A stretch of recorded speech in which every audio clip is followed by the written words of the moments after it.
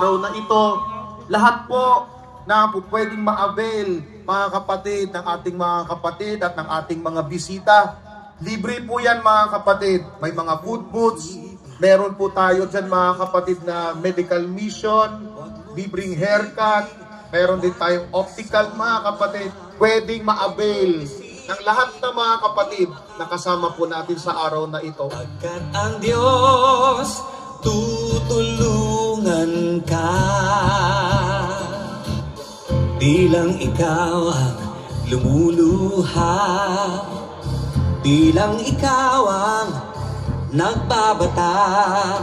Huwag nating kalimutan, ito ang inihanda ng Diyos para ating lakaran. Ang sabi sa 2:10 ng Efeso, tayo'y kanyang gawa, nilalang kay Kristo Jesus para sa mabubuting gawa na mga inihanda ng Diyos ng una upang siya nating lakaran. At ito ang sama-sama nating tatahakin, mga kapatid, sa tulong at sa awa ng Panginoon.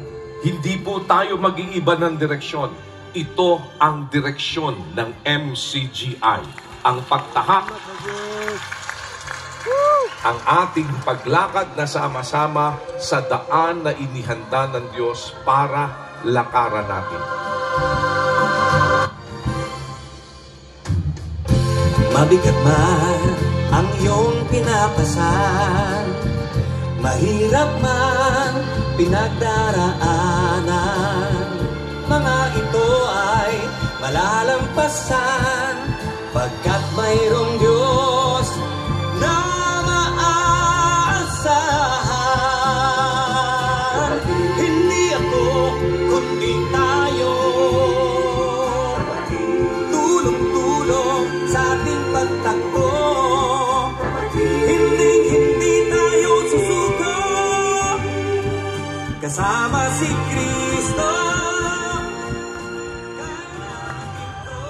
Kung meron kaming maitutulong, bukas po ang ating mga pintuan dahil yon ay ating obligasyon, hindi lang basta't sa harap ng kapwa-tao, kundi higit sa lahat, sa harap ng Panginoong Diyos. Ito ay ating tungkuling kinikilala na tayo ay magpapatuloy na sama-sama na ipahayag ang karangalan ng tumawag sa atin sa pamamagitan ng pagiging maliit na kasangkapang makarating ang kanyang kabutihan sa ating mga kapwa-tao. Kaya today, salamat sa Diyos dahil isang Brethren Day at Fiesta ng Diyos ang muling sumapit sa ating mga magkakapatid.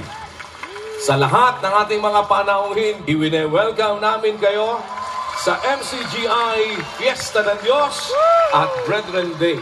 Para sa inyo po ang araw na ito, bahagi ng aming pagpapasalamat sa Diyos at higit sa lahat, ang laging isinisigaw ng MCGI, sa Diyos ang lahat ng karangalan at kapurihan magpakailanman. Salamat sa Diyos!